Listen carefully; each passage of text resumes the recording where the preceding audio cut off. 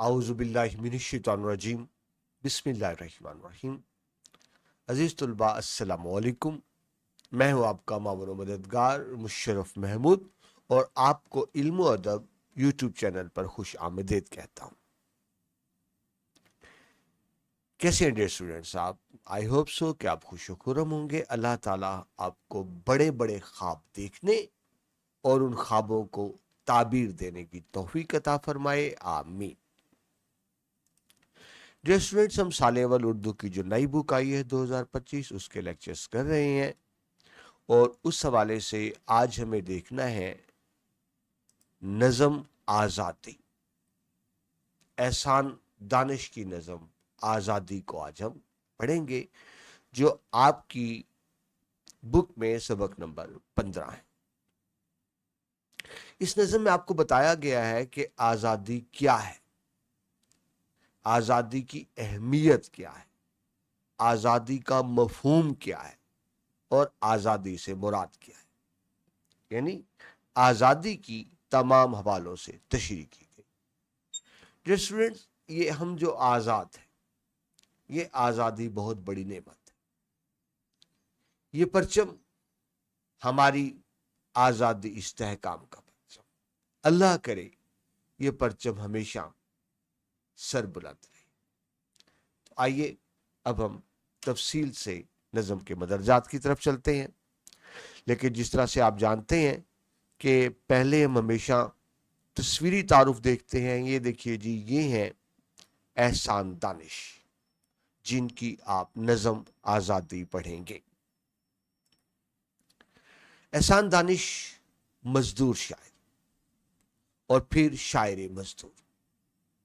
एहसान दानिश एक दास्तान है कामयाबी की। ये खुद मजदूर थे, मजदूर के बेटे थे, खुद भी मजदूरी से इन्होंने आगाज किया। लाहौर से ताल्लुक था। पंजाब यूनिवर्सिटी में जो आपको मेन फ्रंट पर लिखा नजर आता है पंजाब यूनिवर्सिटी, उसमें इन्होंने बतौर मजदूर हिस्सा लिया। और आप देखिए, जिस यूनिवर्सिटी में इन्होंने मजदूरी की, फिर उसी यूनिवर्सिटी में ये आला तरीन ओहदों तक फाइज रहे।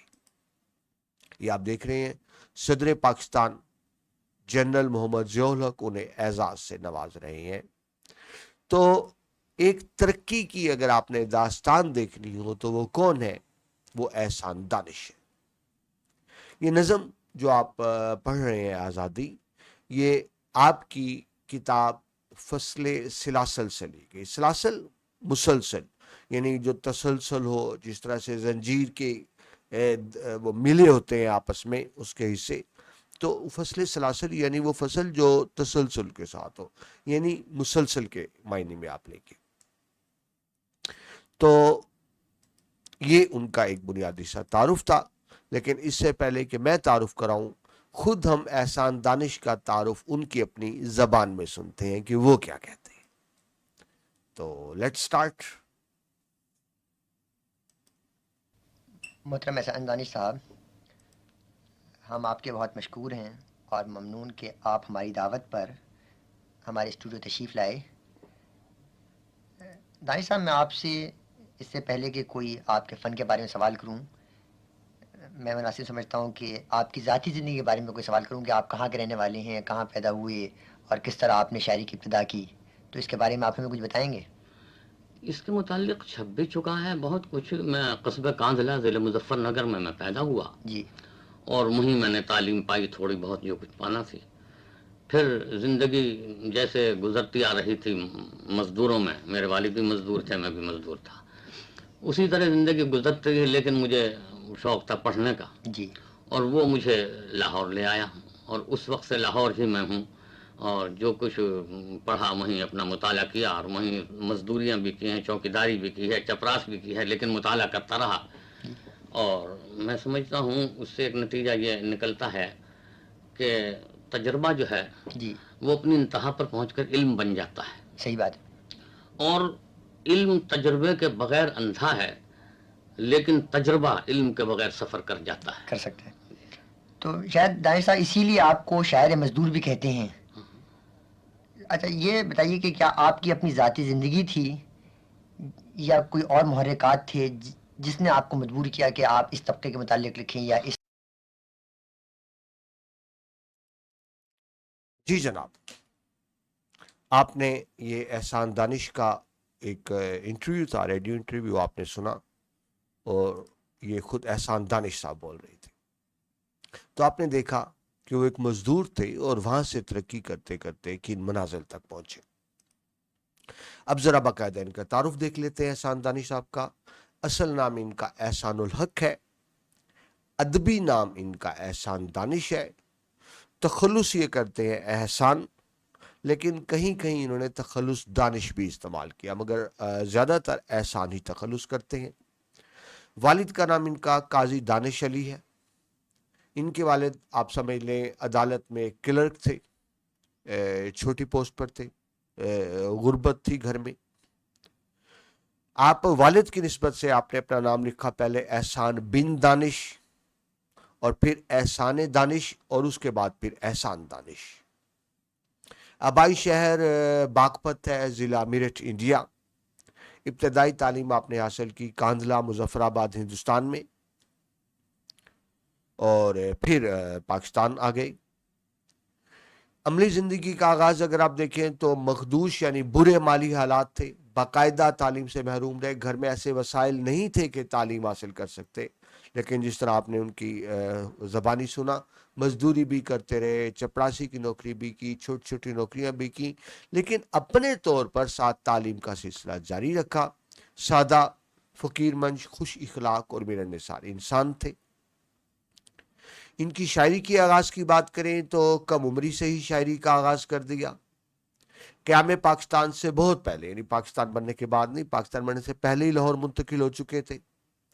جلد ہی لاہور کے ادبی حلقوں میں نمایاں مقام حاصل کیا، اور علامہ تاجور نجیب آبادی کے شاگردوں میں شامل. آپ کی کتاب میں لکھا ہے تلازمہ، تو تلازمہ شاگرد کو ہی کہتے ہیں.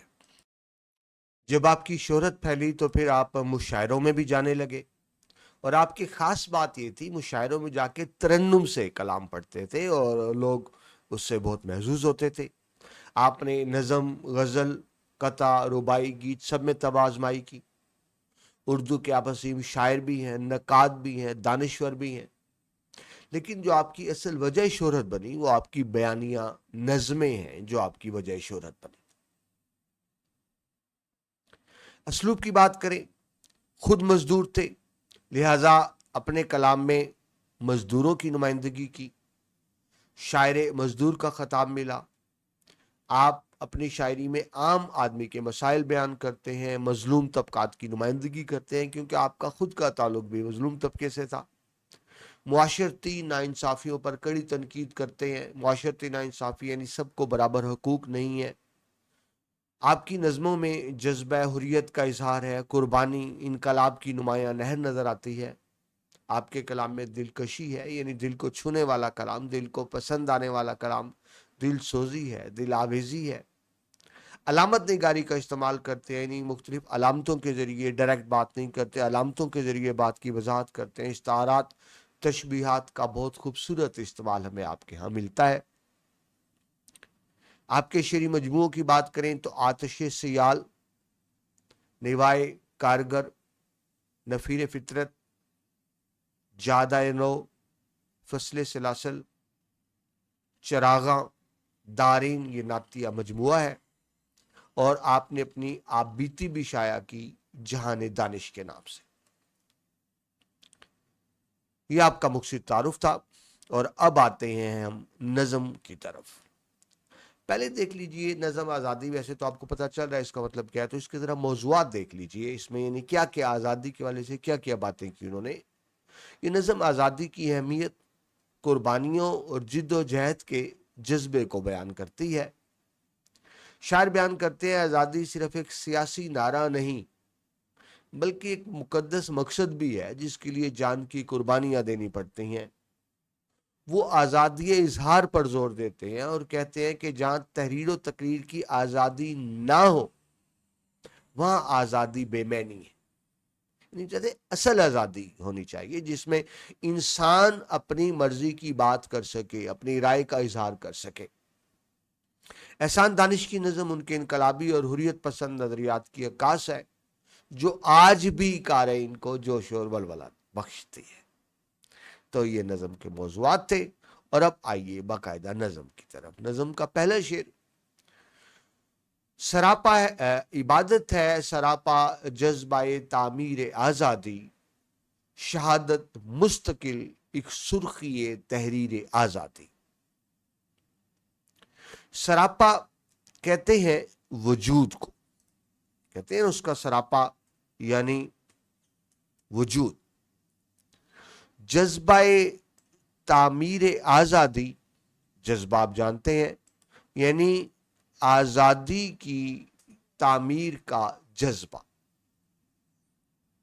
سرخی تحریر آزادی، اب دیکھیے سرخ علامت ہے خون کی، خون سرخ ہوتا ہے، تو اس کا مطلب ہے کہ یہاں سرخی کا مطلب قربانی ہے، جذبہ ہے. ٹھیک ہے جی.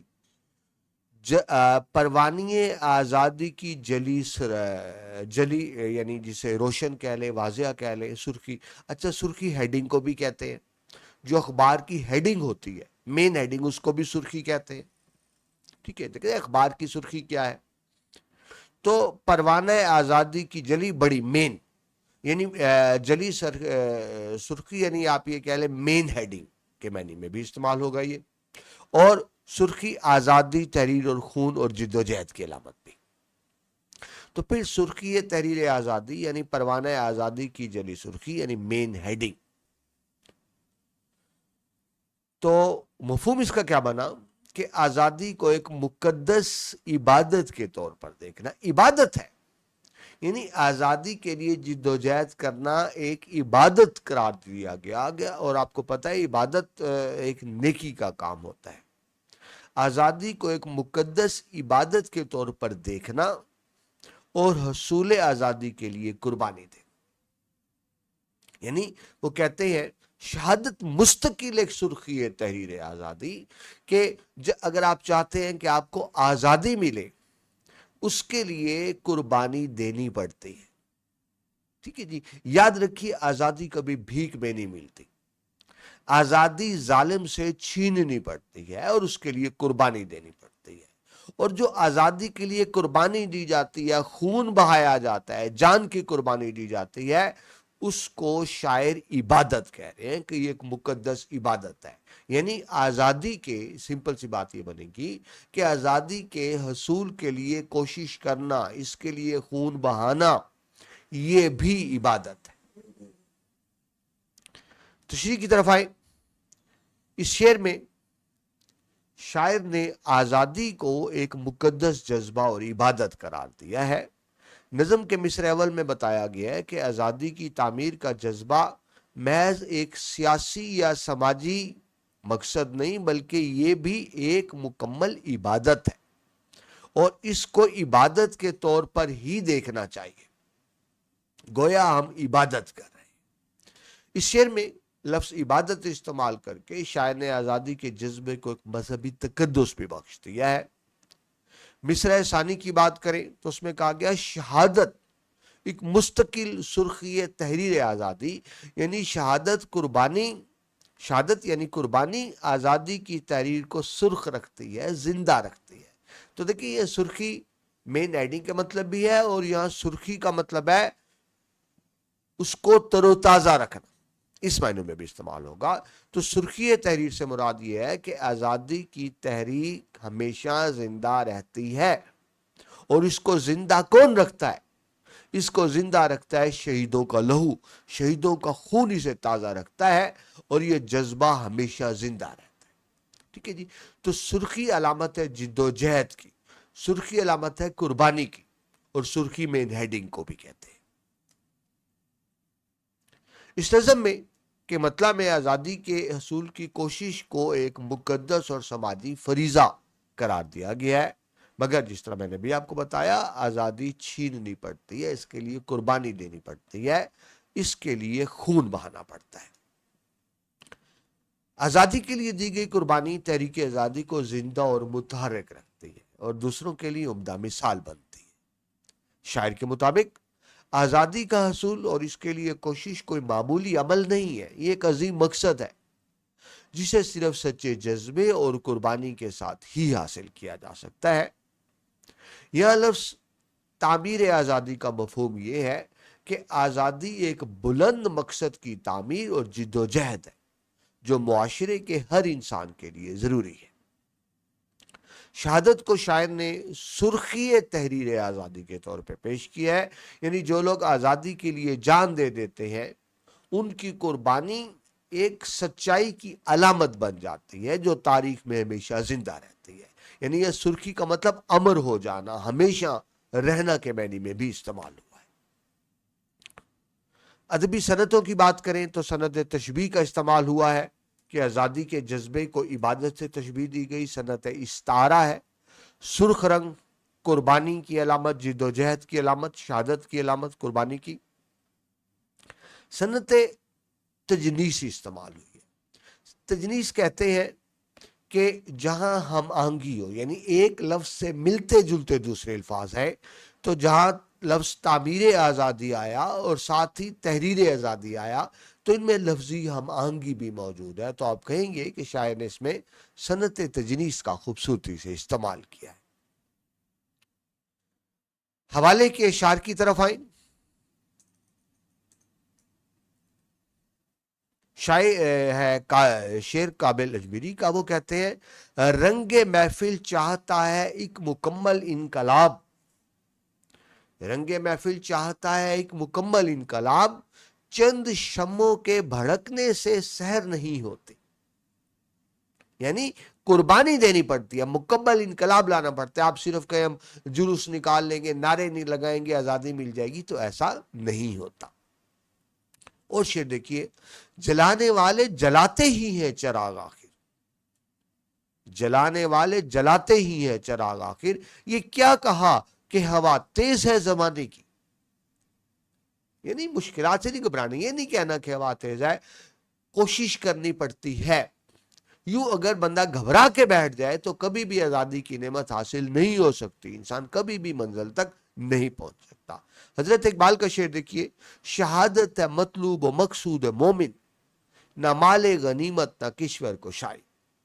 यानी मोमिन जब शहादत हासिल करता है, जंग में लड़ता है, तो इसलिए नहीं कि माले गनीमत हासिल हो, बल्कि इसलिए शहादत है मतलब वो अल्लाह की राह में जान कुर्बान कर रहा होता है किसी बड़े मकसद के लिए। एक शेर है नून मीम, यानी ना मालूम, मुझे शायर का नाम मालूम नहीं हो सका, लेकिन शेर बहुत मशहूर, ए वतन तूने पुकारा तो लहू खोल उठा, तेरे बेटे तेरे जांबाज चले आते हैं। यानी वतन के लिए कुर्बानी देना। फैज साहब का शेर है, जिस दज से कोई मक्तल में गया वो शान सलामत रहती है, ये जान तो आनी जानी है, इस जान की कोई बात नहीं। ये फैज साहब फरमा रहे हैं। तो ये आपने पहला शेर देखा जी कि बताया गया कि आज़ादी क्या है और आज़ादी के लिए कुर्बानी देनी पड़ती है। बढ़ते हैं दूसरे शेर की तरफ, जहां आज़ाद कर सकते हो ना तकरीर आज़ादी, वो आज़ादी मेरी नजरों में है तहकीर आज़ादी। तकरीर आज़ादी यानी इजहार राय की आज़ादी, इंसान अपनी राय का इजहार कर सके। तहकीर कहते हैं तौहीन को, तहकीर आज़ादी यानी आज़ादी की तौहीन, तहकीर। तो मफहूम क्या बना, जहां आज़ाद कर सकते हो ना तकरीर आज़ादी, यानी हकीकी आज़ादी वही है जहां आवाम को अजहार राय की मुकम्मल आज़ादी हो, आवाम को तहरीर व तकरीर की आज़ादी हो, जहां आवाम पर पाबंदी हो कि अपनी मर्जी की बात न कर सके, अपनी राय का खुलकर इजहार न कर सके, तो वो आज़ादी नहीं है। शायर कहता है वो आज़ादी नहीं है, वो आज़ादी की तौहीन है, वो तहकीर आज़ादी। यानी शायर इजहार राय की आज़ादी को ही असल आज़ादी करार दे रहे हैं। तो तशरीह देखिए, इस शेर में शायर ने अजहार आज़ादी की अहमियत पर जोर दिया है। मिसरे अव्वल में बताया गया है कि अगर किसी मुआशरे में अपने ज़मीर के मुताबिक बोलने की आज़ादी नहीं है तो फिर ऐसी आज़ादी बेकार और बेमायनी है, हम उसको आज़ादी नहीं कह सकते। مصرع ثانی کی بات کریں تو اس میں تحقیر آزادی کے الفاظ یہ واضح کرتے ہیں کہ جہاں اپنی سوچ اور ضمیر کے مطابق بولنے اور تقریر کرنے پہ پابندی ہو تو وہاں کی آزادی در حقیقت آزادی کی توہین ہے، آزادی کی بے حرمتی ہے۔ حقیقی آزادی اسی کو ہی کہا جائے گا جہاں اظہار رائے کی مکمل آزادی ہے۔ اس شعر میں شاعر آزادی کے مکمل تصور کو پیش کرتے ہیں۔ شاعر کے مطابق وہ آزادی جو صرف الفاظ تک محدود ہو وہ آزادی نہیں ہے، وہ آزادی کی توہین ہے، وہ آزادی کی تحقیر ہے۔ تقریر آزادی کا مطلب یہ ہے کہ اپنی سوچ کی آزادانہ اظہار ہو، جب فکر اور سوچ پر پابندی ہو تو ایسی آزادی کو تحقیر آزادی یعنی آزادی کی توہین کہا جائے گا، آزادی کی نعمت نہیں کہا جائے گا۔ اس شعر میں تقریر آزادی اور تحقیر آزادی جیسے مؤثر الفاظ کے ذریعے شاعر اپنے پیغام کو مؤثر اور جاندار بنا رہے ہیں۔ حقیقی آزادی کا تصور پیش کر رہے ہیں جہاں ہر شخص کو اپنے خیالات کے اظہار کے لیے تحریر و تقریر کی مکمل آزادی ہو۔ یہ نظم آزادی کی ایک نئی تفسیر پیش کرتی ہے، یعنی ہم تو آزادی کا مطلب صرف ظاہری آزادی لیتے ہیں نا، لیکن یہ ایک نئی تفسیر پیش کی گئی ہے جس میں شاعر جغرافیائی حدود سے آزاد ہونے کو حقیقی آزادی نہیں مانتے، بلکہ وہ آزادی کو ایک عالمگیر انسانی قدر سمجھتے ہیں جہاں فکری، معاشی، روحانی، ثقافتی اور ضمیر کی آزادی حاصل ہو۔ یہ نظم استعماری قوتوں کی سازشوں کو بھی بے نقاب کرتی ہے جو آزادی کے نام پہ لوگوں کو دھوکہ دیتے ہیں۔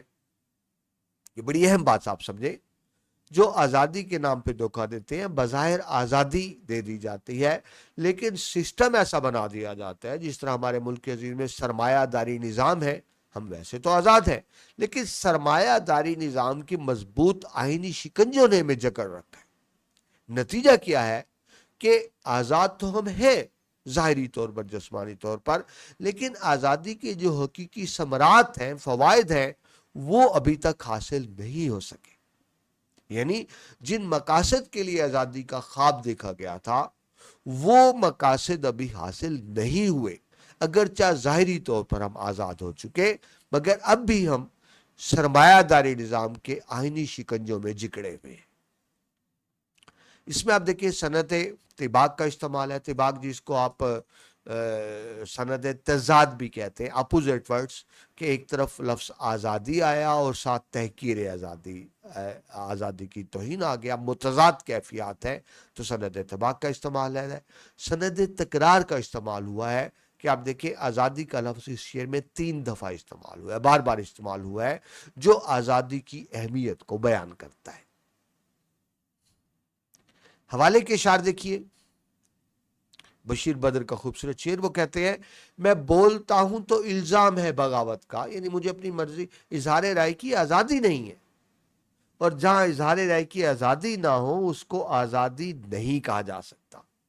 وہ کہتے ہیں میں بولتا ہوں تو الزام ہے بغاوت کا، میں چپ رہوں تو بڑی بے بسی سی ہوتی ہے، خاموش بھی نہیں رہا جاتا، بولنے کی اجازت نہیں، تو یہ آزادی کوئی آزادی تو نہیں ہے۔ عابد جعفری کہتے ہیں، بہت خوبصورت شعر، کوئی بھی گھر سے نہ نکلے چراغ دل لے کر، کوئی بھی گھر سے نہ نکلے چراغ دل لے کر، امیر شہر کی یہ شہر میں منادی ہے۔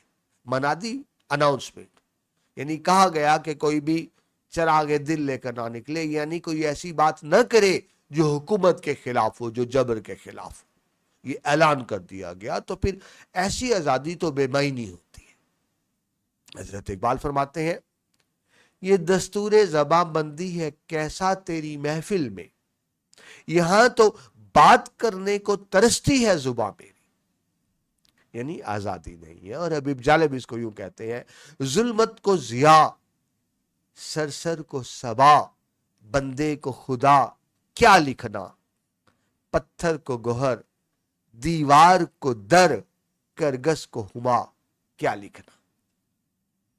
ضیاء یہ اشارہ ہے جنرل ضیاء الحق کی طرف، ضیاء روشنی کو کہتے ہیں، لیکن وہ کہتے ہیں ان کا دور تو اندھیرے میں ڈوبا ہوا تھا، وہ تو ظلمت تھی، ضیاء نہیں تھا۔ کرگس کہتے ہیں کوے کو، تو وہ کہتے ہیں اس کو ہما کیا لکھنا۔ یعنی آزادی کی صحیح نعمتوں کی بات کی جا رہی ہے کہ آزادی کیا ہے اور آزادی کی صحیح نعمتیں کیا ہیں۔ تو شعر نمبر 3، فضائیں کر رہی ہیں ذوق احسار و عمل پیدا، لہو میں دوڑتا ہے شعلہ تاثیر آزادی۔ مشکل الفاظ دیکھ لیجئے، ذوق کہتے ہیں جس کو کہتے ہیں ذوق شوق، یعنی کسی چیز میں انٹرسٹ ہونا، کسی چیز میں دلچسپی لینا۔ احسار کہتے ہیں قربانی کو، تو ذوق احسار و عمل یعنی قربانی اور عمل کا ذوق شوق۔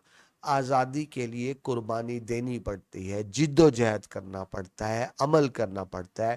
صرف نعرے لگانے سے، جلسے جلوس کرنے سے بیٹھے بٹھائے آزادی نہیں ملتی۔ تو وہی بات کی جا رہی ہے ذوق احسار و عمل کی۔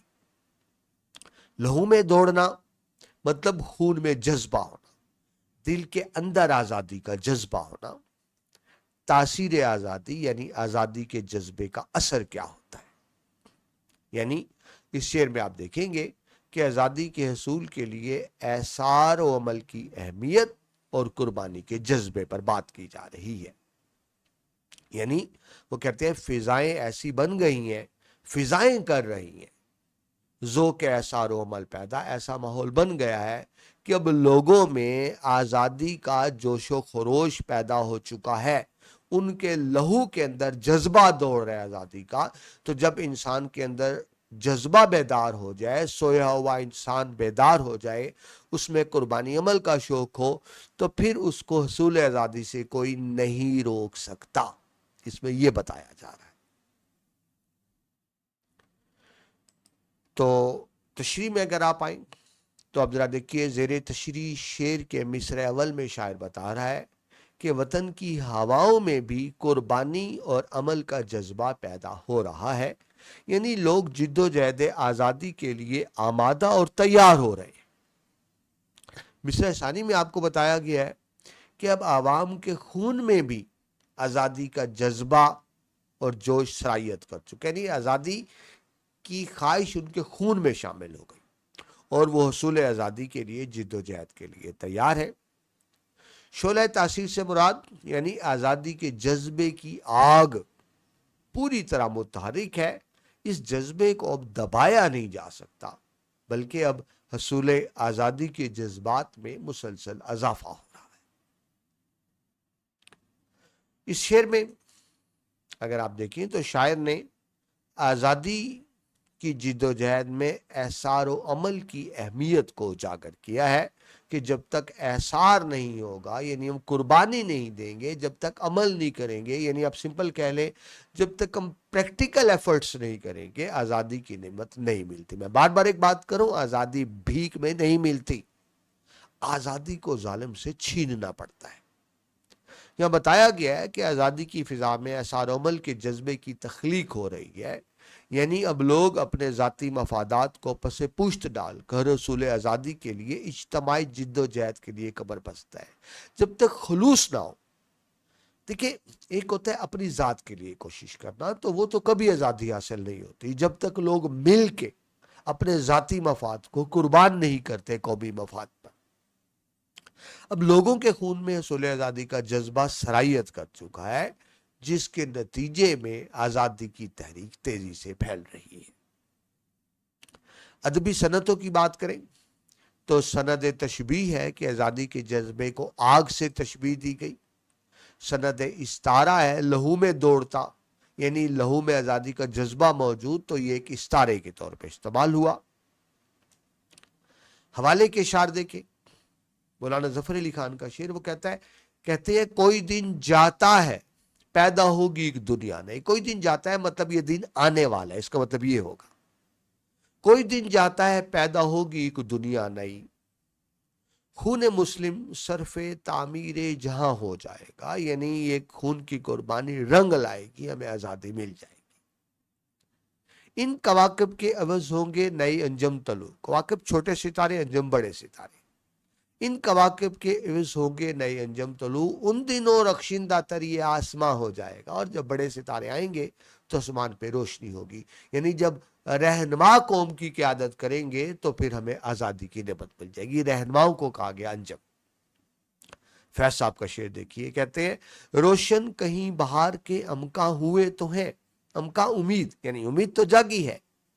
रोशन कहीं बहार के अमका हुए तो है, गुलशन में चंद चाक गिरे बां हुए तो है। चाक गिरे बां ना, ये इसको चाक कहते हैं, यानी कुर्बानी के लिए कुर्बानी देना, कुर्बानी के लिए तैयार होना। और फिर कहते हैं अहले कफस की सुबह चमन में खुलेगी आंख, कफस पिंजरा यानी कैद, अहले कफस की सुबह चमन में खुलेगी आंख, बादे सबा से वादा पैमा हुए तो है। हवाएं बता रही है, बादे सबा बता रही है कि आजादी आने वाली है। ये रुजाइयत के अशार, रुजाइयत कहते हैं उम्मीद को, यानी उम्मीद के अशार। आगे चलिए जी, शेर नंबर 4। लहू मौसम ने रोया, गर्दशे गुर्दू ने रुख बदला, मेरे ख्वाबों को नाजिल हो गई ताबीर आजादी। लहू रोना यानी कुर्बानी का जज्बा होना, एहसास होना। गर्दू कहते हैं आसमान को, गर्दश गर्दू यानी आसमान की गर्दश, मुराद जमाने की गर्दश यानी नशेबो फराज। ताबीर आज़ादी, आज़ादी के ख्वाब की अमली सूरत। कहते हैं लहू मौसम ने रोया यानी कुर्बानी दी। ये कुर्बानी के मायनों में ये लफ्ज़ यहाँ इस्तेमाल हुआ है।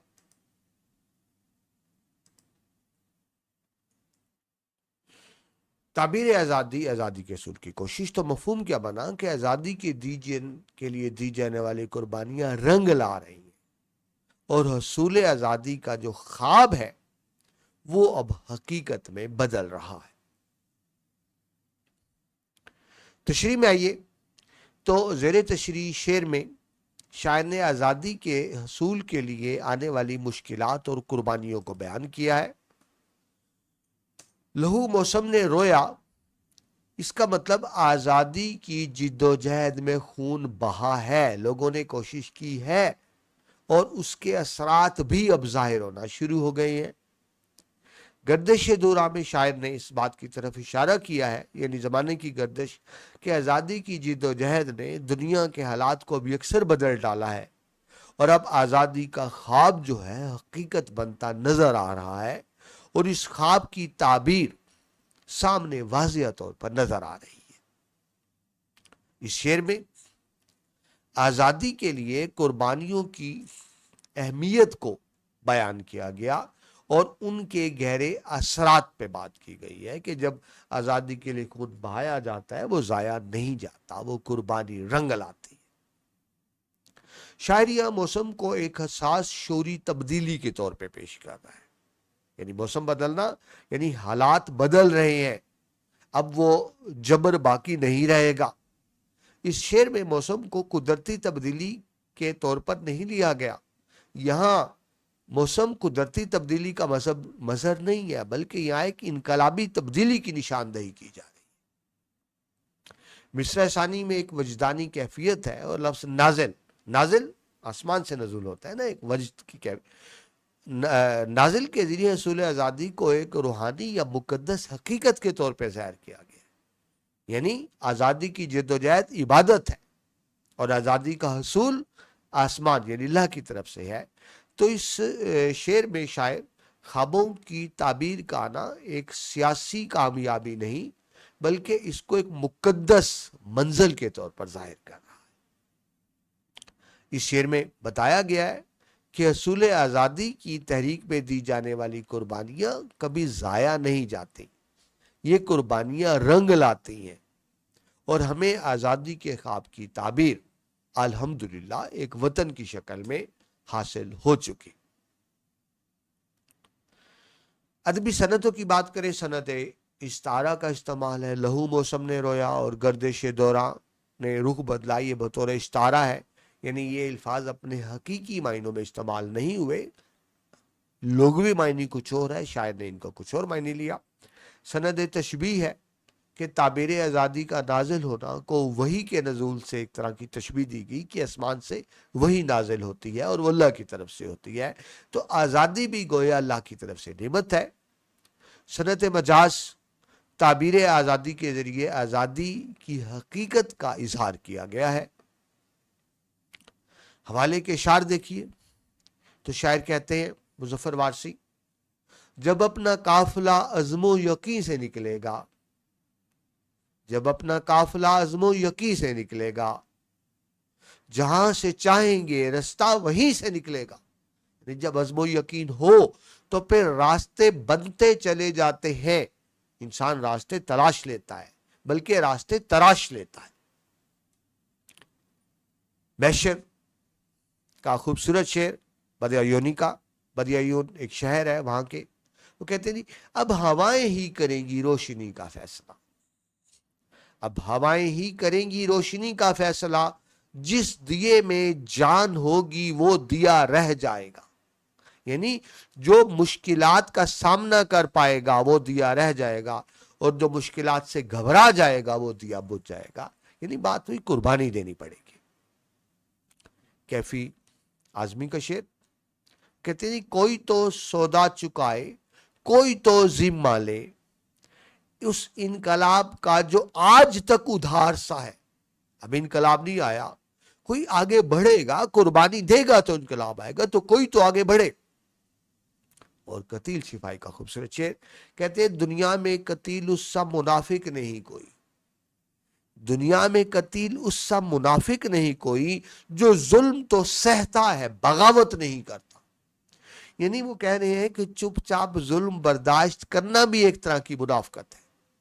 ظالم کے خلاف کھڑے ہو جاؤ، ظلم برداشت کرنے سے بہتر ہے یا ظالم کو مار دو یا اس کے ہاتھ سے مر جاؤ، وہ زیادہ بہتر ہے بجائے اس کے کہ چپ چاپ ظلم برداشت کرو. یعنی وہ کہنا یہ چاہ رہے ہیں کہ چپ چاپ ظلم برداشت کرنا بھی ایک طرح سے ظالم کا ساتھ دینے کے مترادف ہے. آگے چلیے جی، شعر نمبر 5. جو کہنا تھا اسے سب کہہ گیا قرآن کے پردے میں. اسے اشارہ اللہ تعالیٰ کی طرف، کیونکہ قرآن اللہ تعالیٰ نے نازل کیا.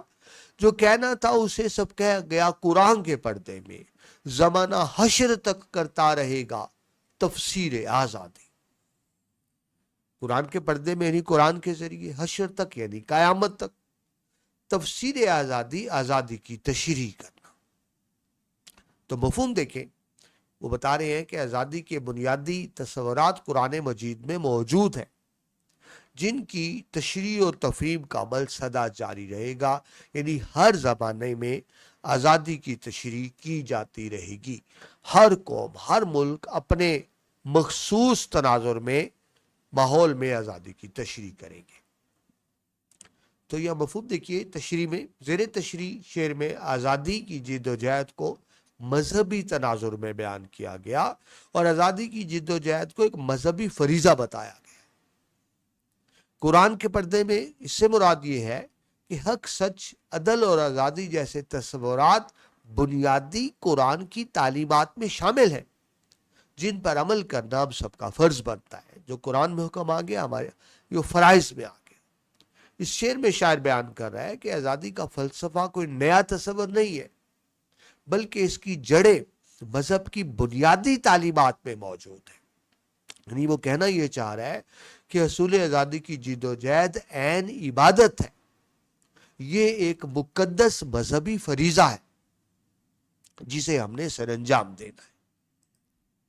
اس شعر میں بتایا جا رہا ہے کہ آزادی کا مفہوم اتنا عمیق یعنی گہرا اور اتنا کثیر الجہت ملٹی ڈائمینشنل ہے کہ قیامت تک اس کی تشریحات کی جاتی رہیں گی کہ اصل آزادی کیا ہے. جس طرح آپ نے دیکھا کہ شاعر احسان دانش نے بھی آزادی کا ایک نیا مفہوم پیش کیا کہ آزادی صرف جغرافیائی آزادی نہیں ہے، بلکہ آزادی تحریر و تقریر کی آزادی ہے. تو اس طرح انہوں نے ایک اپنی تشریح کی آزادی کی. تو کہہ رہے ہیں قیامت تک اس کی تشریحات ہوتی رہے گی. آزادی کے لیے کوئی جامعہ تعریف کرنا ممکن نہیں ہے, یہ ایک مسلسل فکری عمل ہے. قرآن پاک میں آزادی کے تصورات اور حصول آزادی کی جد و جہد کی بنیادی تعلیمات موجود ہیں, جن کی تشریح قیامت تک ہر معاشرہ اپنے معروضی حقائق کے مطابق کرتا رہے گا. ادبی صنعتوں کی بات کریں, صنعت ایہام استعمال ہوئی ہے یہاں. ایہام یعنی جس میں پردے کی کیفیت ہو, ایک بات ڈائریکٹ کی جائے, تو اس میں آپ دیکھ رہے ہیں کہ صنعت ایہام موجود ہے. حوالے کے اشعار دیکھیں, ساحر لدھیانوی کا شعر, وہ کہتے ہیں ظالم کو جو نہ روکے وہ شامل ہے ظلم میں. ظالم کو جو نہ روکے وہ شامل ہے ظلم میں, قاتل کو جو نہ ٹوکے وہ قاتل کے ساتھ ہے. یعنی ظلم کے خلاف لڑنا بھی ایک مذہبی فریضہ ہے, اور آپ یوں سمجھیں چپ چاپ ظلم برداشت کرنا یہ مذہبی تعلیمات کے خلاف ہے. مردرد کہتے ہیں درد دل کے واسطے پیدا کیا انسان کو, ورنہ طاعت کے لیے کچھ کم نہ تھے کرو بیاں. طاعت یعنی اطاعت کرو بیاں فرشتے. تو کہتے ہیں انسان کو اس لیے پیدا کیا کہ انسان کے کام آئے. تو مطلب یہ ہے کہ انسانوں کو مل کے جد و جہد کرنی چاہیے آزادی کی, کہ زندگی صرف اپنے لیے جینے کا نام نہیں ہے, زندگی دوسروں کے لیے جینے کا نام ہے. تو اس کے لیے آزادی کی قربانی دی جاتی ہے, اپنے لیے نہیں, پوری ملک و قوم کے لیے. اور مرزا غالب اس کو کہتے ہیں کہ جان دی ہوئی اسی کی تھی, اللہ کی. حق تو یوں ہے کہ حق ادا نہ ہوا. دیکھیں اللہ نے جان دی اور اللہ کی راہ میں جو جان قربان کر دی, تو اللہ کی امانت اللہ کو واپس کی نا. کون سا احسان کیا؟ اللہ نے جان دی تھی, اللہ کو ہی واپس کر دی. تو اب دیکھیے, اب بات کو سمجھیں. ابھی میں نے آپ کو کیا کہا کہ آزادی کی جد و جہد کا حکم اللہ نے دیا ہے. تو جب آزادی کی جد و جہد کے لیے جان قربان کی جائے تو گویا اللہ کے حکم میں جان قربان کی نا. تو دیکھیں مرنا تو ویسے بھی ہے, ایک بستر پہ ایڑیاں رگڑ کے مر گیا, ایک نے آزادی کے لیے سور کے لیے جد جہد کی, وہ شہید ہوا, اور شہید نہیں مرتا, وہ زندہ رہتا ہے. تو لہٰذا اگر جان اللہ کے لیے قربان کر دی تو کوئی احسان نہیں کہ یہ حق ادا نہیں کیا ہم نے اللہ کی نعمتوں کا. اللہ کی جان تھی اس کو واپس کر دی. اچھا ذہن میں رکھیں, یہ شعر ہے حق تو یوں ہے. اکثر اسٹوڈنٹس لکھتے ہیں حق تو یہ ہے, نہیں, حق تو یوں ہے کہ حق ادا نہ ہو. بسم العظیم آبادی کا شعر دیکھیے, وہ کہتے ہیں سرفروشی کی تمنا اب ہمارے دل میں ہے. سرفروشی جان قربان کرنے کی. دیکھنا ہے زور کتنا بازوئے قاتل میں ہے, ہم تو قربانی دینے کو تیار ہیں. اور حضرت اقبال کا شعر ہے کہ دی ہاتھ سے دے کر اگر آزاد ہو ملت, ہے ایسی تجارت میں مسلمان کا خسارہ. یعنی قرآنی تعلیمات کی بات ہو رہی ہے کہ اگر آپ نے آزادی اس طرح حاصل کی کہ دین کو قربان کر دیا, دین کی قربانی دی, دین پہ کمپرومائز کیا اور آزادی حاصل کی, وہ آزادی نہیں ہے. آزادی وہ ہے جو دین کے ساتھ ہو. یعنی آزادی وہ ہے جس میں ہم دینی تعلیمات کی آزادی بھی ہو, اور جہاں آزادی کا مطلب یہ ہے کہ جہاں مسلمان اپنے دین کے مطابق زندگی گزار سکے, آزادی اس کو کہا جائے گا. آگے بڑھتے ہیں جی شعر نمبر 6 کی طرف. لہو برسا بہے آنسو لٹے راہرو کٹے رشتے, ابھی تک نامکمل ہے مگر تعمیر آزادی. لہو برسنا یعنی آسمان سے لہو برسنا مطلب قربانی دینا. قربانی دینا لہو میں برسنے کے معنی میں آیا. لٹے راہرو, لٹے یعنی قافلے کا لٹنا, ان کو لوٹ جانا, مطلب قربانی کے معنی میں, یعنی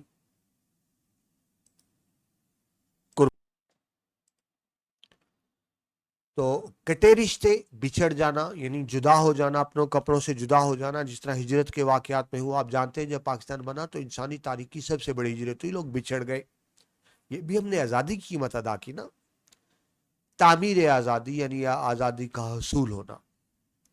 تو مفہوم کیا بنا؟ عظیم قربانیوں کے باوجود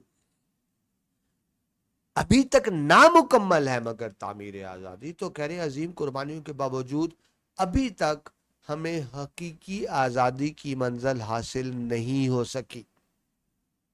یعنی جن مقاصد کے حصول کے لیے آزادی کی جد و جہد کی گئی تھی وہ مقاصد حاصل نہیں ہو سکے.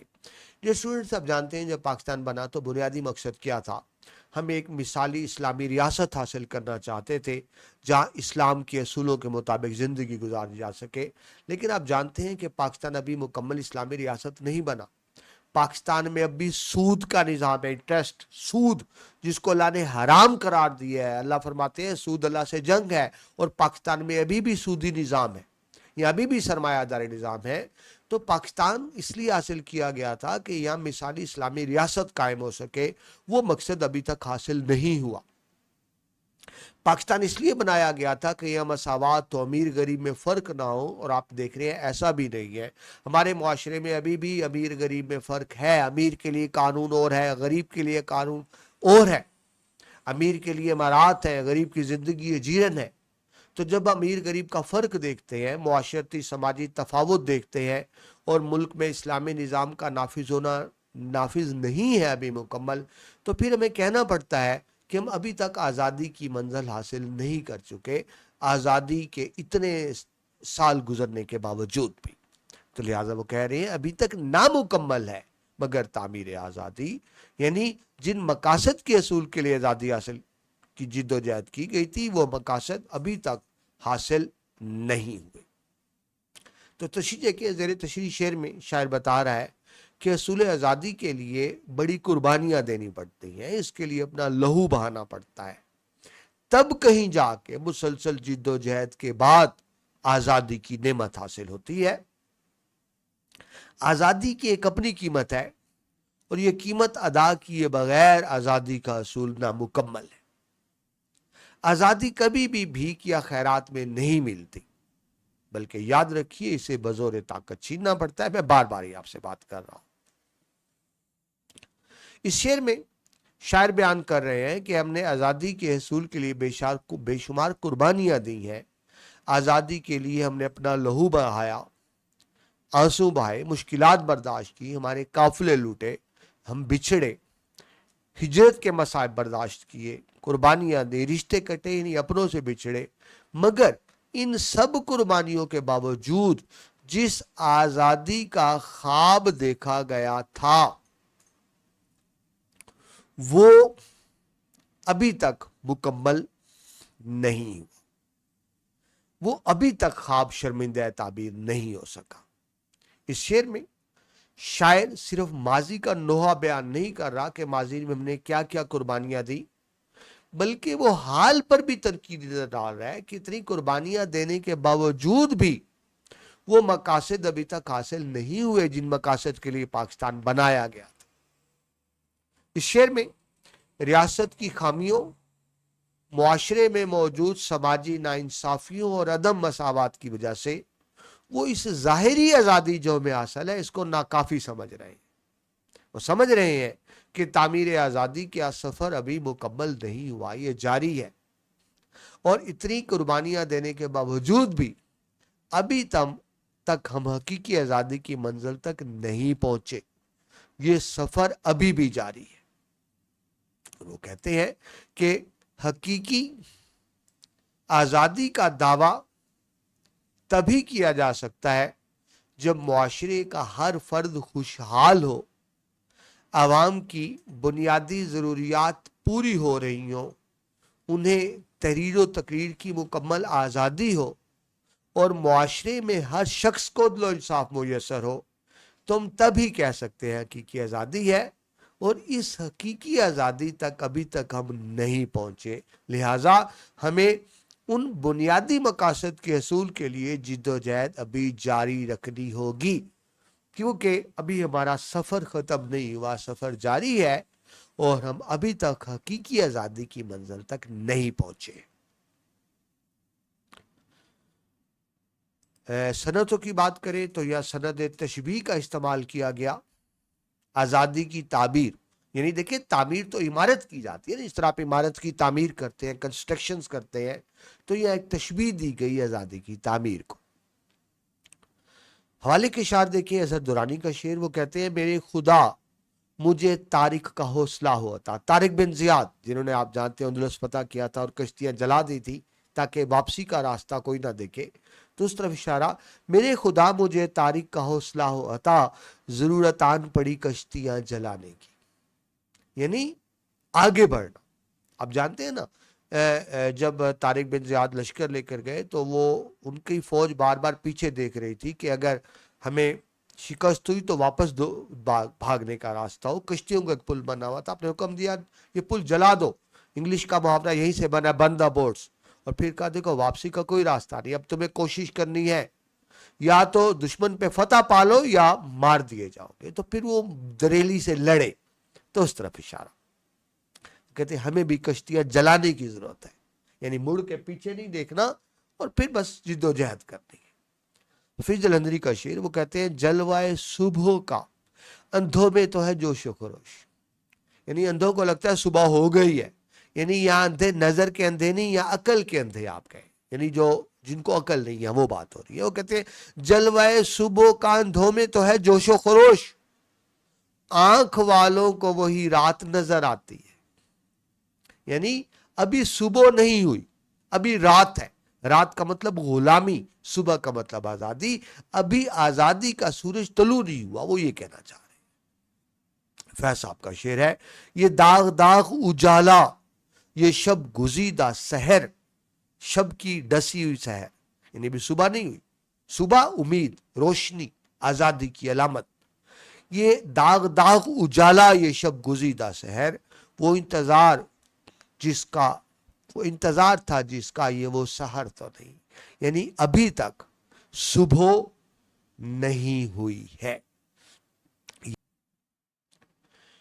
مجھے دنیا کے ہر گوشے میں کندیلیں جلانے دو، مجھے دنیا کے ہر گوشے میں کندیلیں جلانے دو. میرا مذہب ہے ایک پیغام عالمگیر آزادی. ہر گوشے میں یعنی دنیا کے ہر کونے میں، ہر جگہ. کندیل کہتے ہیں شمع. کندیل شمع جلانا یعنی روشنی کی علامت، اجالے کی علامت، امید کی علامت. ٹھیک ہے جی. یعنی جہاں اندھیرا ہے مجھے دنیا کے ہر گوشے میں کندیلیں شمع جلانے دو.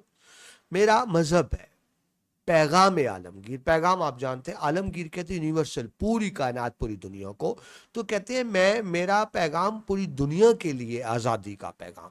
یعنی وہ صرف اپنے ملک، اپنے علاقے کی آزادی کی بات نہیں کرتے. وہ کہتے ہیں میرا مذہب ہے، یعنی میرے ایمان کا حصہ ہے کہ دنیا کے ہر انسان کو آزاد ہونا چاہیے. یعنی یہاں ان کی سوچ مقامی نہیں ہے، لوکل نہیں ہے، قومی نہیں ہے، بلکہ ان کی سوچ بین الاقوامی ہو جاتی ہے. وہ دنیا کے ہر انسان، خواہ اس کا تعلق دنیا کے کسی بھی خطے علاقے سے ہو، وہ دنیا کے ہر انسان کے لیے آزادی کا خواب دیکھ رہی ہے. میرا مذہب ہے ایک پیغام عالمگیر آزادی. تو مفہوم کیا بنا؟ انسانی آزادی کی عالمگیر اہمیت، اس کی روحانی اور فکری جہت مختلف ڈائمنشن سمتوں کا اظہار ہے. اور وہ یہاں ملکی آزادی نہیں بلکہ بین الاقوامی آزادی کے حوالے سے بات کر رہے ہیں. تشریح میں آئے تو اس شعر میں انسانی آزادی کی عالمگیر اہمیت، اس کی روحانی اور فکری جہتوں کا اظہار، اور شاعر کی بین الاقوامی غیر فرقہ روانہ انسان دوستی کی جھلک نمایاں ہے. وہ کسی مذہب کی بات نہیں کر رہے. دیکھیں جب تمام دنیا کی بات کریں تو تمام دنیا میں صرف مسلمان تو نہیں ہے، بے شمار مذاہب ہیں. اس میں یہودیت بھی آ گئی، عیسائیت بھی آ گئی، تمام مذاہب آ گئے. تو وہ مذہب سے بالاتر ہو کر انسانیت کے حوالے سے بات کر رہے ہیں. اس شعر میں شاعر بتا رہا ہے، اچھا میں نے کہا نا مذہب سے بالاتر ہو کر، تو ایسی بات نہیں ہے. ہماری مذہب کی تعلیم ہے کہ تمام انسانوں کو ان کے حقوق دیے جائیں. اسلام کسی مخصوص، دیکھیں ہندو مت صرف ہندوستان کا مذہب ہے، لیکن یاد رکھیں اسلام کسی مخصوص علاقے کا مذہب نہیں ہے، یہ آفاقی مذہب ہے، تمام کائنات کا مذہب ہے. وہ تمام کائنات کی انسانی آزادی کی بات کر رہے ہیں. اس شاعر میں شاعر بتا رہے ہیں کہ ان کی زندگی کا مقصد، ان کا مذہب، ان کا ایمان اور ان کی جدوجہد صرف اور صرف عالمی سطح پر انسان کی فکری اور جسمانی آزادی کی ترویج و اشاعت ہے۔ تو دیکھیں آزادی دو ہوگی، ایک تو جسمانی آزادی، ایک فکری آزادی، جو آپ پیچھے اشعار میں دیکھ چکے ہیں۔ خیر انسان کو تحریر و تقریر کی آزادی بھی ہو، اگر کسی پر آپ پابندی لگا دیں کہ آپ اپنی مرضی کی بات نہیں کر سکتے تو وہ آزادی بھی نہیں ہوتی۔ وہ یہاں فکری آزادی کی بات بھی کر رہے ہیں، جسمانی آزادی کی بات بھی۔ ترویج و اشاعت یعنی اس کے لیے آزادی کا پرچار کرنا، آزادی کا پیغام پوری دنیا تک پہنچانا، اس کو ترویج و اشاعت کہیں گے۔ آگے چلیے، اس شعر میں جب وہ قندیل کا استعارہ استعمال کرتے ہیں، بطور استعارہ استعمال ہوا جو اندھیرے کو دور کرتا ہے، تو یہاں اس کا مطلب ہر طرح کا اندھیرا ہے۔ یہاں ظاہری اندھیرا بھی ہے، یہاں اندھیرا جہالت کا اندھیرا بھی ہے، ظلم کا اندھیرا بھی ہے، غلامی کا اندھیرا بھی ہے، عدم مساوات کا اندھیرا بھی ہے۔ وہ ان تمام اندھیروں کے خلاف مزاحمت کا اظہار کرتے ہیں، جد و جہد کی بات کرتے ہیں۔ اس طرح اس شعر میں انہوں نے ایک انقلابی منشور پیش کیا۔ شاعر کا یہ انداز بیاں اس عہد کی عکاسی کرتا ہے جب آزادی کی تحریکیں برپا تھی پوری دنیا میں۔ یاد رکھیں بیٹا، جب پاکستان آزاد ہوا 1947 سے بات کروں تو اس وقت بہت سے ملک غلام تھے، صرف پاکستان غلام نہیں تھا، بلکہ آپ یوں کہیں کہ جو پہلا ملک الحمدللہ آزاد ہوا پاکستان ہوا، اس کے بعد بہت سے ملک آزاد ہوئے۔ تو اس وقت دنیا کے تمام بر اعظم میں مختلف ملکوں میں آزادی کی تحریکیں چل رہی تھیں۔ جو استعماری نظام تھا نا برطانیہ کا، آپ یوں سمجھیں کہ آدھی دنیا سے زیادہ تقریباً پر برطانیہ کا راج تھا۔ کہتے ہیں برطانوی سلطنت اتنی بڑی تھی، سورج طلوع غروب نہیں ہوتا تھا، یعنی برطانیہ کے ایک حصے میں سورج غروب ہوتا تھا تو اتنا بڑا ملک تھا کہ کسی اور حصے میں سورج طلوع ہوتا تھا۔ تو بہت دنیا ساری غلامی میں جکڑی ہوئی تھی، تو اس لیے وہ ایک برے صغیر کی آزادی کی بات نہیں کر رہے، وہ پاک و ہند کی آزادی کی بات نہیں کر رہے، وہ تمام دنیا کی آزادی کی بات کر رہے ہیں۔ احسان دانش کا خود بھی تعلق پیسے ہوئے مظلوم طبقات سے تھا، مزدور تھے، مزدور کے بیٹے تھے، اور مزدور سے انہوں نے ایک سفر شروع کیا۔ ان کی اپنی داستان بھی عظمت کی داستان ہے، لہذا وہ آزادی کا مفہوم جانتے ہیں۔ آزادی کا مفہوم ان کے نزدیک صرف سیاسی اور جغرافیائی آزادی نہیں ہے، بلکہ وہ فکری آزادی، اقتصادی آزادی یعنی فائنانشل فریڈم، اور روحانی اور ثقافتی آزادی کو بھی اس مفہوم میں شامل کر رہے ہیں۔ مصرع اول کی بات کریں تو اس کے اندر زبردست ایک پیغام موجود ہے، پنہا یعنی چھپا ہوا ہے۔ یہاں شاعر قندیل کا جو استعارہ استعمال کر رہے ہیں، تو قندیل عام طور پر اردو شاعری میں علامت ہے روشنی کی، امید کی، علم کی، شعور کی، ہدایت کی، بیداری کی، آگہی کی، اور اسی معنوں میں ہی یہاں استعمال کیا جا رہا ہے۔ قندیل جلانا بھی ایک استعارہ ہے، یعنی علم، روشنی اور شعور کی شمع جلانا۔ یا مطلب یہ ہوگا یہاں شاعر حقیقی چراغوں کی بات نہیں کر رہا، یعنی جو ہم فزیکلی قندیل جلاتے ہیں، بلکہ یہاں اس کا مطلب فکری چراغ جلانا ہے، نظریات کی قندیلیں جلانا ہے، اور ضمیر کے دیے جلانے کی بات ہو رہی ہے۔ اس شعر میں شاعر قندیلیں جلانے کا مطلب وہ مظلوموں کے حق میں آواز بیدار کر رہے ہیں، وہ انسان کی فکری آزادی کی بات کر رہے ہیں، فکری آزادی کے نمبردار ہیں۔ مزدوروں کے خلاف جو احتسال ہوتا ہے اس کے خلاف بغاوت کر رہے ہیں۔ وہ کہتے ہیں مزدوروں کے خلاف جو احتسال ہے، وہ احتسال کے خلاف بغاوت، یہ بھی جمہوریت کا پرچم ہے، اور سب سے بڑھ کر وہ انسانی ضمیر کی روشنی کی بات کر۔ جی آخری فقرے میں ذرا گرامیٹیکل مسٹیک تھی تو اسے میں نے ڈیلیٹ کر دیا، ٹھیک ہے جی، تو صاحب آپ بھی نکال دیں۔ چلیں آگے بڑھتے ہیں۔ احسان دانش خود تو محنت کا شاعر تھے، وہ جانتے تھے کہ اندھیرے صرف رات کے اندھیرے نہیں ہوتے، اندھیرے نظام کے اندھیرے ہوتے ہیں، یعنی سسٹم کے اندھیرے ہوتے ہیں۔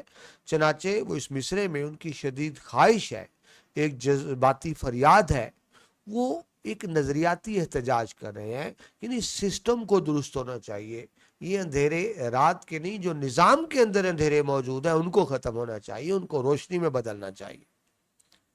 पैगाम आलमगीर आज़ादी एक नहायत बुलंद मफहूम है।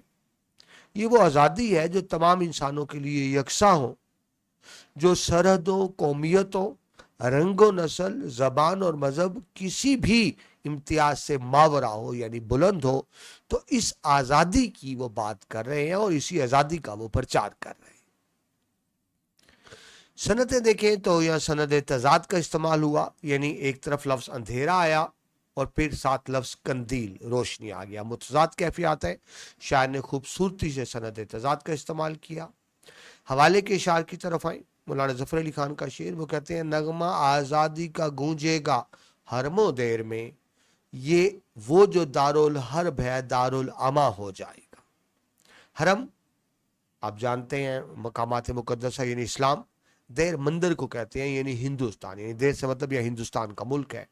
वो कहते हैं जल्द हरम भी आज़ाद होगा और हिंदुस्तान भी आज़ाद होगा।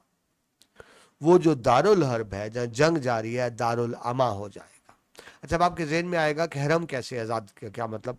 जहन में नहीं बेटा, पहले जो बैतुल मुक़द्दस मकाम आता है ये तुर्की के अंडर थे और जंगे अजीम दोम सेकेंड वर्ल्ड वार में तुर्की था जापान जर्मनी के साथ, और जापान जर्मनी तुर्की हार गए थे। तो डर था कि शायद मकामात मुक़द्दसा की आज़ादी पर भी हर्फ आए, तो ये उस तरफ इशारा है। जमील मजरी का शेर है, वो कहते हैं जलाने वाले जलाते ही हैं चराग आखिर, ये क्या कहा कि हवा तेज है जमाने की, मुश्किलात से नहीं घबराना, कोशिश एफर्ट जारी रखनी है। फराग गोरखपुरी कहते हैं लहू वतन का शहीदों का रंग लाया है, लहू वतन के शहीदों का रंग लाया है, उछल रहा है जमाने में नाम आज़ादी। आज़ादी कब मिलती है? जब कुर्बानी दी जाए। अख्तर अंसारी कहते हैं क्या करिश्मा है मेरे जज्बाए आज़ादी का, थी जो दीवार कभी अब वो है दर की सूरत। दर दरवाजा, उसमें से दरवाजा निकल आया, यानी दीवार टूट गई, हम आज़ाद हो गए। ठीक है जी। तो इसमें आज़ादी का पैगाम दिया गया, लेकिन इस शेर में खास बात यह थी कि इसमें आलमी और आफाकी आज़ादी की बात की जा रही है, किसी मखसूस मुल्क की बात नहीं हो रही। आगे बढ़े जी, शेर नंबर 8, जिसमें एहसान दानिश कहते हैं जमाने को अब आज़ादी के मानी हम बताएंगे, गलत होती रही है आज तक तफसीर आज़ादी। तफसीर आज़ादी यानी आज़ादी की तशरीह। तो वो शायर अब कह रहे हैं इसमें कि आज़ादी के मफहूम की असरे नौ तशरीह की ज़रूरत है, हमें रीडिफाइन करना होगा आज़ादी क्या होती है। आप पहले भी पढ़ चुके। वो कहते हैं आज़ादी सिर्फ जोग्राफियाई आज़ादी का नाम नहीं है। ये नहीं होता कि जोग्राफियाई तौर पे आज़ाद हो गए तो हम आज़ाद हो गए। इसका मतलब फिक्र की आज़ादी है, तहरीर व तकरीर की आज़ादी है। तो कहते हैं हमें इसको रीडिफाइन करना होगा, दोबारा मुतय्यन करने होंगे कि आज़ादी कहते किसको है। इस शेर का मरकजी मफहूम यह है कि आज़ादी के मफहूम को तारीखी, फिक्री और अमली सतह पर सही अंदाज में वो कहते हैं अब तक पेश नहीं किया गया। शायर एक बाशऊर मजलूम तबके की नुमाइंदगी करते हुए ऐलान करते हैं कि अब वो वक्त आ गया है कि इस लफ्ज की असल रूह को बेनकाब किया जाए, यानी असरे नौ आज़ादी की तशरीह की जाए। इस हम में जब शायर कहते हैं ना हम करेंगे, तो इसमें हम में वो शायर अकेले नहीं है, बल्कि हम इस चीज का इजहार है कि वो बात कर रहे हैं इज्तमाई शऊर की, वो बात कर रहे हैं इनकलाबी ताकत की। तो यह हम सिर्फ शायर नहीं, बल्कि इसके पीछे की इनकलाबी तहरीक है, एक तबकाती बेदारी, अवामी शऊर का इजहार है, यानी वो इज्तमाइयत की बात करें। हमसे मतलब वो अकेले नहीं है, वो इज्तमाइयत की बात कर रहे हैं। शायर इस हम के जरिए अपनी शायरी को एक इज्तमाई सदा में बदल रहे हैं, इज्तमाई आवाज़ में बदल रहे हैं। यह आज़ादी सिर्फ सियासी या जोग्राफियाई आज़ादी नहीं, बल्कि मुआशी, समाजी और फिक्री आज़ादी की बात कर रहे हैं, जो अब तक ये वो आज़ादी है जो तबका इशराफिया के हाथों मस्क होती रही। तबका इशराफिया नहीं, वो मुआशरे की बालादस्त जो कुव्वतें हैं हमारी, जिन्होंने, जो अमीर तबका जिसमें ब्यूरोक्रेसी आ जाता है, जागीरदार आ जाते हैं, वडेरा आ जाते हैं, मरात याफ्ता तबके आ जाते हैं, उनको तबका इशराफिया कहते हैं। सिर्फ ان کو تو آزادی کی نعمت حاصل ہوئی، لیکن وہ ایک عام غریب آبادی انسان کی آزادی کو مس کرتے رہے ہیں۔ ضرورت ہے کہ ایک عام انسان کو بھی خوشحالی نصیب ہو۔ اس وقت جو طبقہ اشرافی ہے وہ تو خوشحال ہے، لیکن عام انسان 2 وقت کی روٹی کے لیے جد و جہد کرتا ہے، اور پھر بھی وہ 2 وقت کی روٹی اپنے بیوی بچوں کو نہیں کھلا پاتا۔ تو یہ آزادی نہیں ہے۔ سو اس شعر میں فطری احتجاج کیا گیا اس سسٹم کے خلاف، فکری احتجاج۔ یہاں شاعر صرف کہہ رہے ہیں کہ وہ لفظوں کا بازیگر نہیں ہے، بلکہ وہ فکری مجاہد ہے۔ صرف یہ نہیں کہ ردیف قافیہ جوڑا اور شعر بنا دیا، بلکہ وہ ایک فکری مجاہد ہے۔ وہ اس شدید نالہ ہے کہ آزادی کا لفظ تو عوام کی زبان پر ہے، لیکن اس کی تعبیر کون کر رہے ہیں؟ وہ لوگ جو خود ظلم، استبداد یعنی یہ ظلم کے معنی میں آتا ہے، اور استحصال کی نمائندے ہیں، یعنی جو ہمارا استحصال کرے، جو ظالم طبقہ ہے، آزادی کی تشریح وہ کر رہے ہیں۔ مطلب وہ آزادی کی تشریح غلط کر رہے ہیں۔ ہمارا ظالم طبقہ بیٹا جو خود کو ہر طرح کی نعمتیں میسر ہیں، ہر طرح کی آسائشیں میسر ہیں، اور عوام کو وہ صبر کی تلقین کر رہے ہیں کہ عوام کو چاہیے کہ صبر کریں، جبکہ خود وہ عیاشی کی زندگی گزار رہے ہیں، عوام کو صبر کی تلقین کر رہے ہیں۔ تو ہمیں وہ طبقہ آزادی کی تفسیر بتا رہا ہے جو خود ظالم طبقہ ہے۔ ہمیں آزادی کی وہ تشریح نہیں چاہیے، ہمیں خود آزادی کی تشریح دوبارہ کرنی ہوگی، ری ڈیفائن کرنا ہوگا اس ٹرم کو۔ اس تناظر میں شاعری عزم کرتا ہے کہ اب آزادی کی تشریح عوام خود کریں گے۔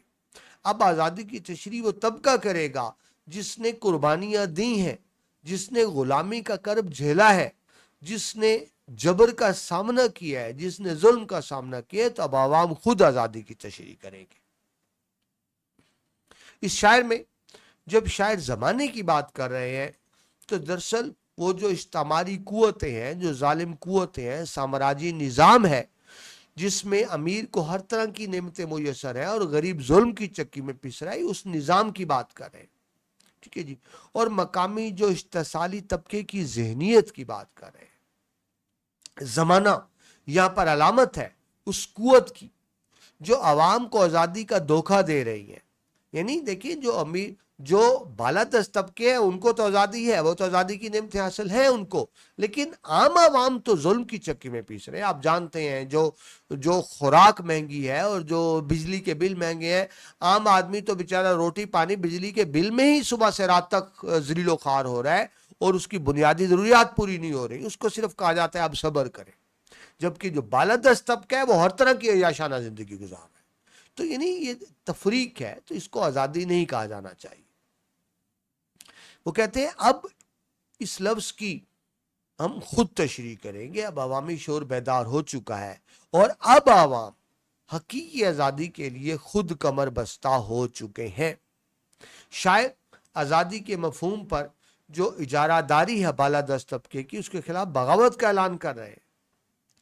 یعنی وہ کہہ رہے ہیں کہ وہ آزادیاں جو فقط نعرہ تھی، لیکن اب عوام ان کو حاصل کر کے رہیں گے۔ اب عوام بتائیں گے کہ آزادی کیا ہے۔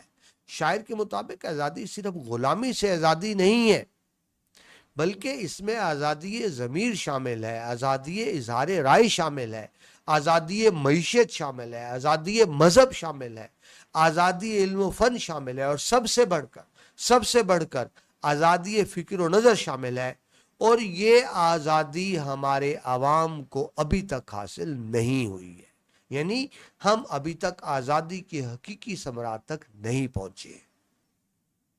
شاعری ثمر کی نشاندہی کر رہے ہیں کہ اب تک آزادی کے نام پر جتنی بھی تحریکیں چلائی گئی، ان میں سے جو اکثر تحریکوں کے پس پردہ ذاتی مفادات تھے، یعنی کچھ طبقات تھے جنہوں نے اپنے مفاد کے لیے آزادی کی تحریک چلائی، ان کو تو مفاد حاصل ہو گیا، لیکن وہ عوام جنہوں نے قربانیاں دی، وہ ابھی تک آزادی کے ثمرات ان کو حاصل نہیں ہوئے، ٹھیک ہے جی۔ تو کہ اکثر تحریکوں کے پیچھے ذاتی مفاد تھا، طبقاتی برتری تھی، نسلی و مذہبی تفریق شامل رہی، لہٰذا وہ کہہ رہے ہیں اب آزادی کی تفسیر ہم یعنی معاشرے کے مظلوم طبقات خود کریں گے، تاکہ ان تک بھی آزادی کے حقیقی ثمرات پہنچ سکیں اور وہ بھی آزادی سے حق صحیح معنوں میں لطف اندوز ہو سکے۔ اس شعر میں سند تکرار ہے کہ آزادی کا تکرار بار بار آپ دیکھ رہے ہیں ہو رہا ہے۔ سند التباس کا استعمال ہوا، یعنی تفسیر آزادی کی تعبیر قاری کے ذہن پہ چھوڑ دی گئی۔ سند التباس کیا ہوتا ہے؟ جب شاعر ایک لفظ بول دیتا ہے اور اس کی خود تشریح نہیں کرتا بلکہ پڑھنے والے پر چھوڑ دیتا ہے کہ اس کی تشریح کس طرح کرے، اس کو سند التباس کہیں گے۔ تو یہ سند التباس کا بھی خوبصورت استعمال ہوا ہے۔ حوالے کے اشعار دیکھیں تو قاسمی، احمد ندیم قاسمی کا شعر ہے، وہ کہتے ہیں ہر ایک فرد ہو تہذیب و فن کا اوج کمال، اوج بلندی کو کہتے ہیں۔ ہر ایک فرد ہو تہذیب و فن کا اوج کمال، کوئی ملول نہ ہو کوئی خستہ حال نہ، ملول دکھی، تو اس کو آزادی کہیں گے۔ یہاں عوام تو ملول ہیں، عوام تو خستہ حال ہیں، تو یہ تو آزادی نہ ہوئی نا۔ کوئی ملول نہ ہو کوئی خستہ حال نہ ہو۔ اور پھر کہتے ہیں، دعا کرتے ہیں خدا کرے کہ میرے ایک بھی ہم وطن کے لیے حیات جرم نہ ہو زندگی وبال نہ، یعنی وہ دعا کریں کہ ہمیں حقیقی آزادی نصیب ہو جہاں ہر شخص کو حقیقی آزادی کے ثمرات حاصل ہو۔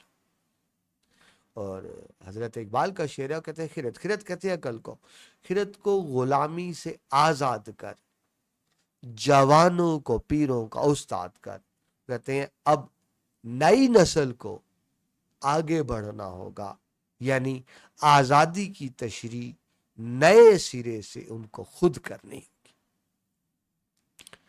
بڑھتے ہیں جی اس نظم کے آخری شعر کی طرف، جو مقطع بھی ہے۔ آپ جانتے ہیں وہ آخری شعر جس میں شاعر اپنا نام یعنی تخلص سے استعمال کرے اس کو مقطع کہتے ہیں۔ تو یہاں دانش نے اپنا تخلص استعمال کیا، تو آخری شعر کو مقطع کہیں گے۔ اور جہاں آخری شعر میں شاعر اپنا نام استعمال نہ کرے اس کو مقطع نہیں، صرف آخری شعر کہیں گے، لیکن یہ اس نظم کا مقطع ہے۔ وہ کہتے ہیں تڑپ کر بزم میں دانش چلے آتے ہیں پروانے، اندھیروں سے مگر پھوٹی نہیں تنویر آزادی۔ چھوٹی یہ مس ہو گئی جی۔ تڑپ کر بے قرار ہو کر، تڑپنا پھڑکنا آپ کو پتا ہے بے قراری کی علامت ہے۔ تنویر آزادی یعنی آزادی کے خواب کی عملی صورت، یعنی عملاً آزاد ہونا۔ ٹھیک ہے جی۔ وہ کہتے ہیں پروانے، اب یہ پروانے کس کو کہا گیا؟ آزادی کے پروانے۔ وہ کہتے ہیں آزادی کے پروانے تو تڑپ رہے ہیں، بے قرار ہیں، لیکن حقیقت میں ہمیں آزادی نصیب نہیں ہوئی۔ تو ڈیئر اسٹوڈنٹس، یہ پچھلے شعر کی ہی تشریح ہے۔ جب آپ نے جو شعر نمبر 8 پڑھا، یہ دراصل وہی بات دہرائی گئی کہ ہمیں اصل میں ابھی تک حقیقی آزادی حاصل نہیں ہو سکی۔ ہاں، معاشرے کے کچھ بالادست طبقات تو ہیں جن کو آزادی حاصل ہوئی، جنہوں نے قبضہ کیا ہوا ہے ملک کے وسائل پر، جنہوں نے قبضہ کیا ہوا ہے حکومتوں پر۔ وہ امیر صنعتکار انڈسٹریل جاگیردار کو تو آزادی ہے، لیکن عام انسان کو ابھی تک آزادی کی نعمت نہیں ملی۔ یہ نظم احسان دانش کی کتاب فصل سلاسل سے لی گئی، جس کی تشریح میں آپ کو پہلے کر چکا ہوں۔ ٹھیک ہے جی۔ تو شعر کا مفہوم دیکھیے، تمام تر قربانیوں کے باوجود ہمیں ابھی تک آزادی کے حقیقی ثمرات حاصل نہیں ہو سکے ہیں۔ شعر نمبر 8 میں بھی یہی بات تھی، اور آخری شعر نمبر 9 یعنی مقطع میں بھی یہی بات کی گئی ہے۔ تشریح کی طرف آئیں تو زیر تشریح شعر میں شاعر پروانے کی علامت کے ذریعے انقلابی سچے جان نثاروں کے کردار کو بیان کر رہے ہیں، وہ جو آزادی کی روشنی کے حصول کے لیے جان تک قربان کر رہے ہیں۔ دیکھیے پروانہ کیا ہوتا ہے؟ وہ شمع کے گرد چکر لگاتا ہے اور اپنی جان قربان کر دیتا ہے شمع کی محبت میں۔ تو یوں آزاد، آپ سمجھ لیں شمع کیا ہے؟ وطن، اور اس کے پروانے انسان، کہ وہ وطن کی آزادی کے لیے اپنی جان قربان کر دیتے ہیں۔ ٹھیک ہے، مگر مایوسی کے ساتھ وہ اس حقیقت کو بھی بیان کر رہے ہیں کہ اس تمام تر جد و جہد کے باوجود، قربانی اثار کے باوجود، ہم ابھی تک تنویر آزادی تک نہیں پہنچ سکے، یعنی آزادی کی روشنی ابھی تک نہیں ملے، ہم ابھی تک اندھیروں میں ہی ہیں، اور آزادی کی صبح ایک عام انسان کے لیے ابھی تک نہیں آئی۔ اس شعر میں آزادی سے مراد صرف جسمانی یا سیاسی آزادی نہیں ہے، بلکہ یہاں بھی وہ فکری آزادی کی بات کر رہے ہیں، تہذیبی آزادی کی بات کر رہے ہیں اور سیاسی آزادی کی بات کر رہے ہیں، جہاں ہر انسان کو اپنی مرضی سے بات کرنے کی آزادی ہے۔ اس شعر میں جب احسان دانش کہتے ہیں چلے آتے ہیں، تو شاعر خود کو دانش کہہ کر وہ صرف اپنی ذات کی بات نہیں کر رہے، بلکہ وہ ہر اس کردار کی نمائندگی کر رہے ہیں جو آزادی کا متوالا ہے، وہ اور ہر طرح کی جو قربانیاں دے رہے ہیں ان کی بات ہو رہی ہے، یعنی عام عوام کی بات ہو رہی ہے۔ دیکھیں کتنا ظلم ہوا، قربانیاں دی عام عوام نے، لیکن انہیں آزادی کی نعمت صحیح معنوں میں نہیں ملی۔ آزادی کی نعمت کا فائدہ ان لوگوں نے اٹھایا جنہوں نے قربانیاں نہیں دی تھی، وہ آ کے ملک پہ قابض ہو گئے، اقتدار پر قابض ہو گئے، اور جن عوام نے قربانیاں دی تھیں ان کو آج تک آزادی کی نعمت نہیں ملی۔ اس شعر میں اندھیروں سے مراد ظاہری اندھیرے نہیں ہیں، بلکہ جہالت کے، ظلم کے، استبداد کے اندھیرے ہیں، خوف، استحصال کے اندھیرے ہیں، طبقاتی ناہمواری یعنی امیر غریب کا فرق کے اندھیرے ہیں، ظلم و ستم کے اندھیرے ہیں۔ وہ اظہار افسوس کر رہے ہیں کہ آزادی کی روشنی جو ان اندھیروں کو چیر کر آنی تھی وہ ہنوز غائب ہے، یعنی ابھی تک غائب ہے۔ اس شعر میں تنویر کا مطلب ہے روشنی، اجالا، اور جب یہ لفظ آزادی کے ساتھ جڑا ہوتا ہے تو یہ حقیقی انقلاب کی علامت بن جاتا ہے جو ذہن، روح، ضمیر اور معیشت کو آزاد کر دے۔ اس شعر میں پھوٹی نہیں، پھوٹی یعنی طلوع ہونا، نکلنا، یہ الفاظ مایوسی اور انتظار کی کیفیت کے ساتھ آئے ہیں کہ ابھی تک آزادی کی صبح نہیں پھوٹی، یعنی بھی آزادی نہیں ہوئی۔ ایک طرح کی مایوسی کا انتظار بھی ہے، اظہار بھی ہے، اور انتظار کی کیفیت بھی ہے کہ جلد وہ صبح بلند ہو جو اندھیروں کو چیر کر روشنی نکلے۔ ٹھیک ہے جی، وہ آزادی جس کے لیے جد و جہد کی گئی ہے، وہ کہتے ہیں ابھی تک اس کے آثار طلوع نہیں ہوئے۔ یہ شعر اس دور کی نمائندگی کرتے ہیں، پہلے بھی دیکھ چکے، جب برِ صغیر کی آزادی کے بعد ایک بڑی تعداد خود کو آزاد محسوس نہیں کرتی تھی، یعنی آزاد تو ہم ہو گئے، لیکن جن مقاصد کے حصول کے لیے آزاد ہوئے تھے وہ مقاصد ابھی حاصل نہیں ہوئے۔ آزاد تو ہو گئے لیکن ایک نو آبادی نظام تو ختم ہو گیا، لیکن ایک سرمایہ داری نظام میں ہم اب بھی جکڑے ہوئے، یعنی معاشی فکری غلامی اب بھی جاری ہے۔ یہ نظم 20ویں صدی کے اس دور کی نمائندگی کر رہی ہے جب برِ صغیر میں آزادی کے بعد بھی عوام حقیقی آزادی سے محروم تھے۔ ملک عزیز کے وسائل پر جو قابض جاگیردار، سرمایہ دار اور نوکرشاہی بیوروکریسی یعنی جو اعلیٰ سرکاری افسران ہوتے ہیں ان کو کہتے ہیں، نے آزادی کا خوب فائدہ اٹھایا۔ یہ آزادی کس کو ملی؟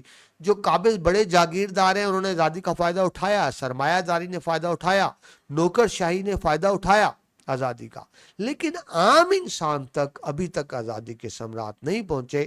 جب شاعر نے یہ نظم لکھی تب بھی یہ بات تھی، اور افسوس دیکھیے یہ صورتحال آج بھی قائم ہے۔ اگر آج ہم 2025 کی بات کریں تو حقیقت ہے عام انسان تک، احسان دانش کی نظم تو بڑی پرانی ہے نا، لیکن آج بھی ہم آزادی کے حقیقی ثمرات سے محروم ہیں، یعنی عام انسان تک آزادی کے ثمرات اب بھی نہیں پہنچے۔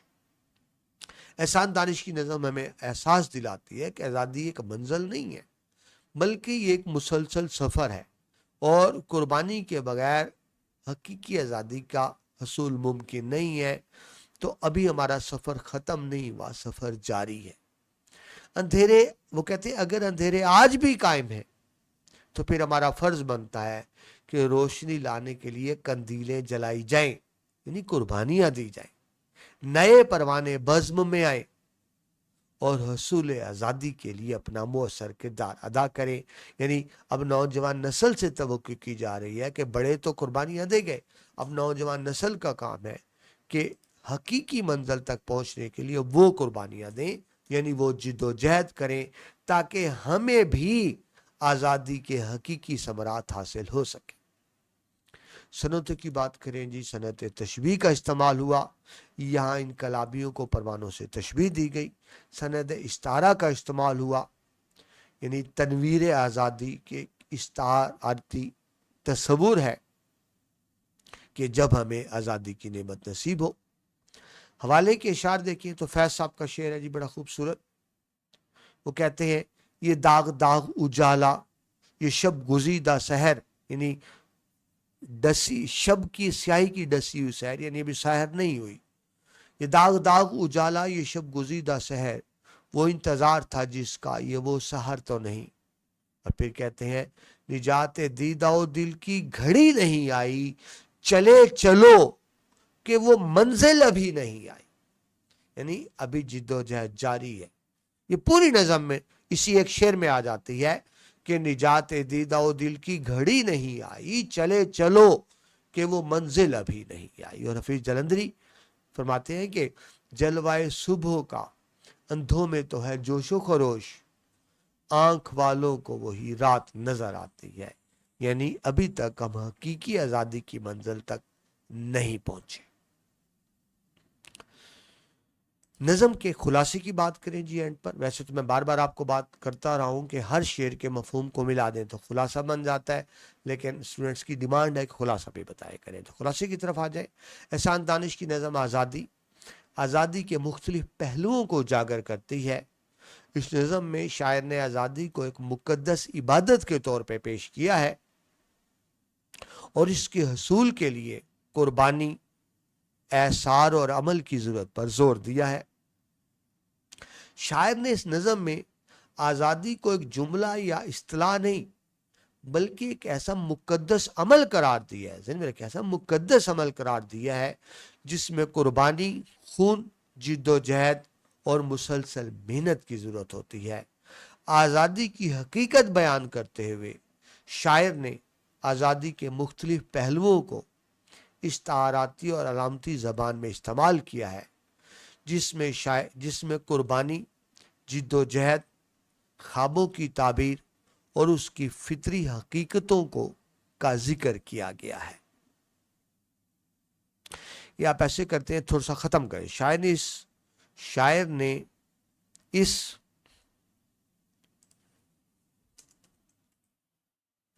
نظم میں، یہ دیکھیں آپ کے سامنے میں کچھ چیزیں ختم کر رہا ہوں اور یہ جان کے آپ کے اس لیے کر رہا ہوں.